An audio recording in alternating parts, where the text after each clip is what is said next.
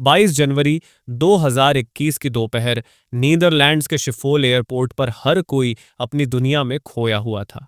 किसी को इस बात का अंदाजा तक नहीं था कि जिस आदमी को दुनिया की सबसे बड़ी खुफिया एजेंसियां और पुलिस सालों से ढूंढ रही थीं, वह उन्हीं के बीच से गुजर रहा है। सेचिलोप एक साधारण यात्री के वेश में एक फर्जी पासपोर्ट के साथ बड़ी शांति से कस्टम से गुजरा। बिना किसी शक के वह अपनी अगली कनेक्टिंग फ्लाइट के गेट की ओर बढ़ रहा था कि तभी सादे कपड़ों में तैनात पुलिस ऑफिसर्स ने उसे चारों तरफ से घेर लिया। कोई अफरा तफरी नहीं, कोई गोलीबारी नहीं, बस सालों से बिछाए गए एक जाल का आखिरी कदम। उन्होंने उस आदमी को पकड़ लिया जिसकी तलाश में दशकों लग गए थे। वह जो दुनिया के सबसे बड़े ड्रग एम्पायर्स में से एक का बेताज बादशाह था।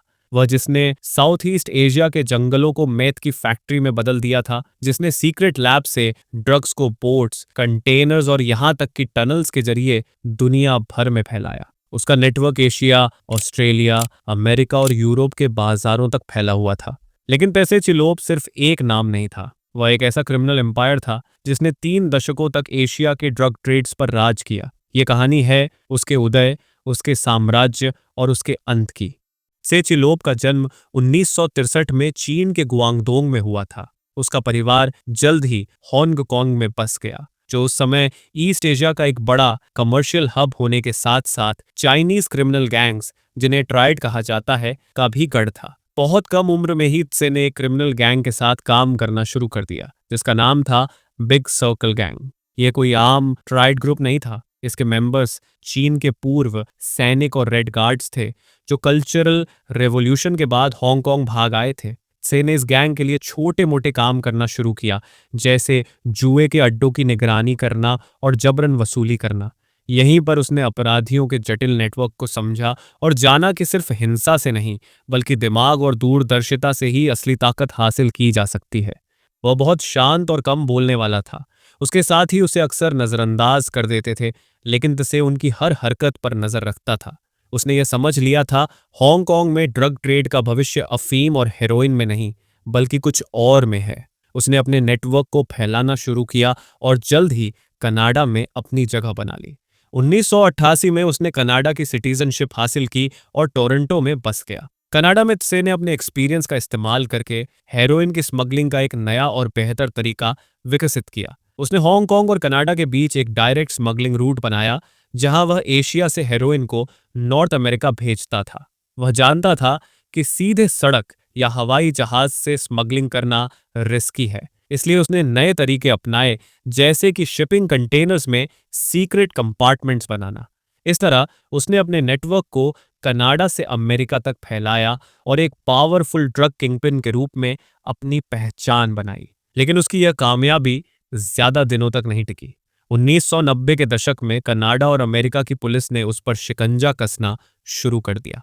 सेचिलोप को 1998 में न्यूयॉर्क में हेरोइन की स्मगलिंग के आरोप में अरेस्ट किया गया और उसे 9 साल की सजा हुई।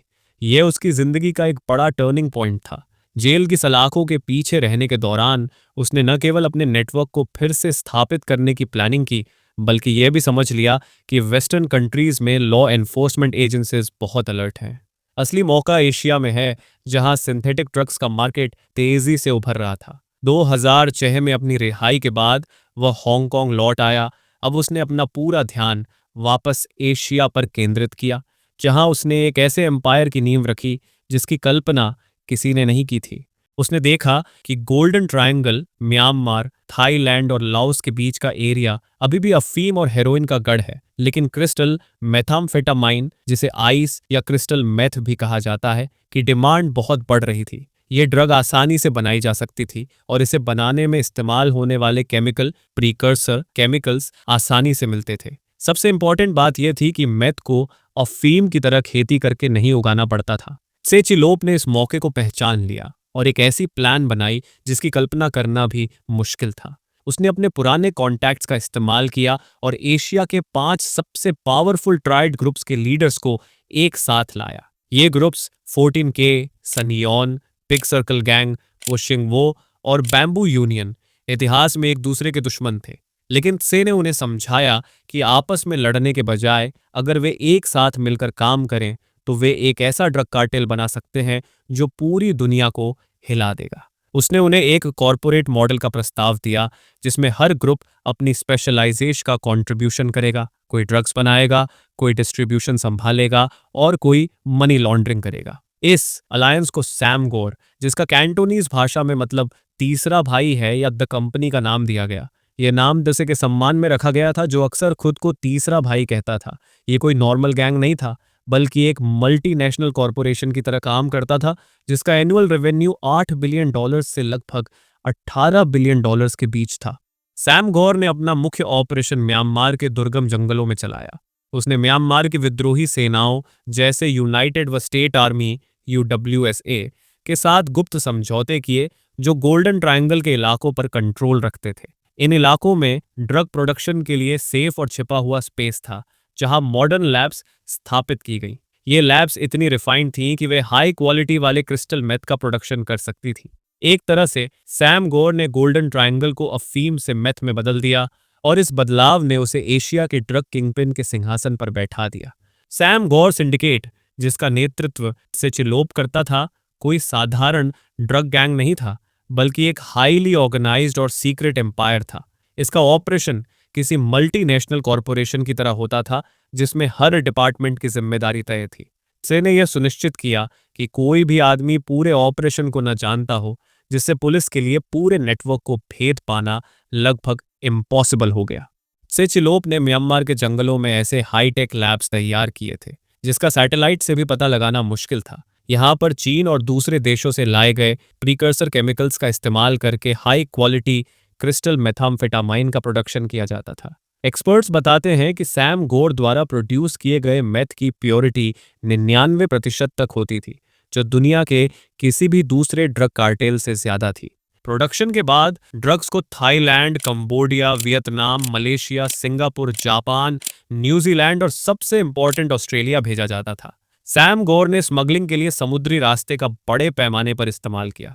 ड्रग्स को अक्सर शिपिंग कंटेनर्स में सीक्रेट तरीके से पैक किया जाता था, जहां उन्हें चाय की पत्तियों, समुद्री खाने या दूसरे लीगल सामानों की एड में छिपाया जाता था। यह नेटवर्क इतना एफिशिएंट था कि ड्रग्स का एक बैच बिना किसी रोक टोक के एशिया के एक कोने से दूसरे कोने तक पहुंच जाता था। तजेचिलोप जुए का बहुत शौकीन था और मकाऊ के कसीनो में एक रात में लाखों डॉलर हार जाता था, लेकिन उसे परवाह नहीं थी। वह अपने बर्थडे पार्टीज में मेहमानों को प्राइवेट जेट्स में उड़ाता था और अपनी बेहिसाब दौलत का दिखावा करता था। यह सब उसके गंदे कारोबार की एक झलक थी, लेकिन वह खुद को पुलिस की पहुंच से बाहर मानता था। लेकिन दस्से की यह बेफिक्री जल्द ही उसके पतन का कारण बनने वाली थी। ऑस्ट्रेलिया की फेडरल पुलिस की नज़रों में वह अब सिर्फ एक लेजेंड नहीं, बल्कि एक असली खतरा बन चुका था। एक तरफ सेचिलोप अपने शानदार जीवन का आनंद ले रहा था, वहीं दूसरी तरफ दुनिया भर की लॉ एनफोर्समेंट एजेंसीज उसे और उसके एम्पायर को खत्म करने की योजना बना रही थी। ऑस्ट्रेलिया, जो सैम गौर के लिए एक मेजर मार्केट बन गया था, ने इस सिंडिकेट को टारगेट करने के लिए एक बड़ा ऑपरेशन शुरू किया। इसका नाम था ऑपरेशन कुंगुर। ऑपरेशन कुंगुर की शुरुआत 2012 में एक छोटी सी ड्रग सीजर से हुई, लेकिन ऑस्ट्रेलियन फेडरल पुलिस AFP ने जल्दी ही महसूस कर लिया कि यह किसी साधारण गैंग का काम नहीं है। उन्होंने पाया कि सैम गौर हर साल अरबों डॉलर का बिजनेस करता है और इसका नेटवर्क दुनिया के कई देशों में फैला हुआ है। इन्वेस्टिगेशन के दौरान पुलिस को यह भी पता चला कि सेचिलोप ने कभी भी डायरेक्ट इन एक्टिविटीज में हिस्सा नहीं लिया। वह सिर्फ मीटिंग्स की प्लानिंग करता था और अपने भरोसेमंद लोगों के जरिए ऑर्डर देता था। से अपने कम्युनिकेशंस के लिए बहुत अलर्ट था। वह कभी भी सीधे फ़ोन या ईमेल का इस्तेमाल नहीं करता था। इसके बजाय वह एन्क्रिप्टेड ऐप्स और कोड वर्ड्स का इस्तेमाल करता था। वह एक ही जगह पर लगातार 2 दिन नहीं रुकता था, और अगर उसे किसी मीटिंग में जाना होता था तो वह लास्ट मिनट तक अपनी जगह बदलता रहता था। वह अपनी सिक्योरिटी को लेकर इतना अलर्ट था कि पुलिस के पास उसकी सिर्फ एक धुंधली और पुरानी फोटो थी। लेकिन तसे की गुमनामी की दीवार 2019 में टूट गई।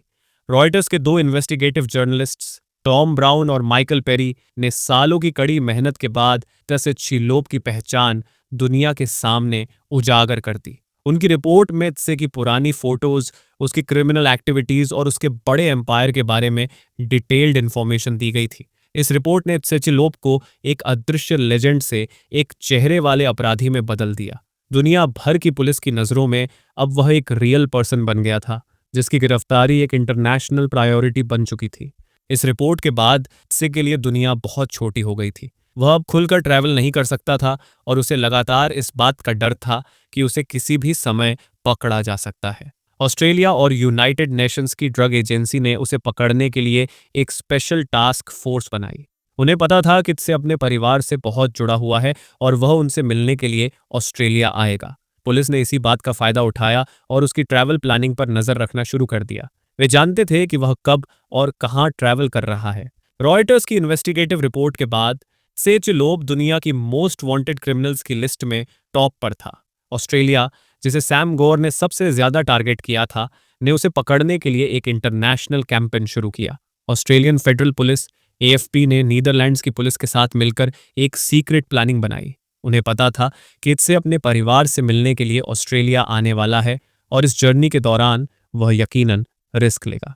तिजे ने अपनी जर्नी की प्लानिंग की, लेकिन उसे पता नहीं था कि उसके हर कदम पर इंटरनेशनल पुलिस की सीक्रेट टीमों की नजर थी। जनवरी 22, 2021 को जब वह ताइवान से कनाडा जा रहा था, तब उसकी फ्लाइट में एम्स्टर्डम के शिफोल एयरपोर्ट पर एक स्टॉप ओवर था।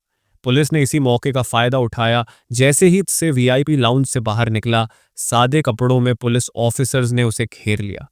यह गिरफ्तारी बिना किसी रेजिस्टेंस के हुई। से शांत था। उसके चेहरे पर कोई डर नहीं था, बस एक अजीब सी मुस्कान थी, जैसे उसे पता हो कि यह गेम अभी खत्म नहीं हुआ है। उसकी गिरफ्तारी के बाद दुनिया भर में इसकी खबरें फैल गईं।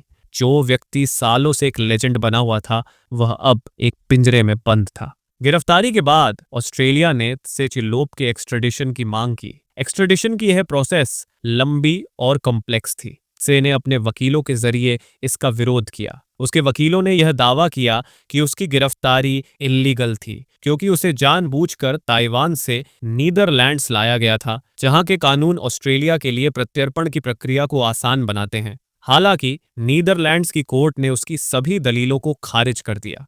दिसंबर 2022 में उसे ऑस्ट्रेलिया प्रत्यर्पित कर दिया गया, जहां उस पर ड्रग स्मगलिंग और दूसरे सीरियस क्राइम के आरोप लगाए गए। आज सेचिलोप जेल में है और उस पर लगे आरोपों की सुनवाई चल रही है। अगर वह दोषी पाया जाता है तो उसे लाइफ टाइम इम्प्रिजनमेंट तक की सजा हो सकती है। उसकी गिरफ्तारी को इंटरनेशनल लेवल पर ऑर्गेनाइज्ड क्राइम के खिलाफ एक बड़ी जीत माना गया। लेकिन क्या सैम गौर सिंडिकेट पूरी तरह से खत्म हो गया है? कई एक्सपर्ट्स का मानना है कि सेचिलोप जैसे किसी एक आदमी के पकड़े जाने से ऐसे ऑर्गेनाइज्ड क्राइम गैंग्स पूरी तरह से खत्म नहीं होते। सैम गौर के पास एक मजबूत और सिस्टमेटिक स्ट्रक्चर था और यह पॉसिबल है कि अब इसका ऑपरेशन कोई और कर रहा हो। कुछ रिपोर्ट से संकेत मिलता है कि उसके अरेस्ट होने के बाद भी सिंडिकेट अपनी एक्टिविटीज को जारी रखे हुए है, हालांकि वह पहले की तरह पावरफुल नहीं है।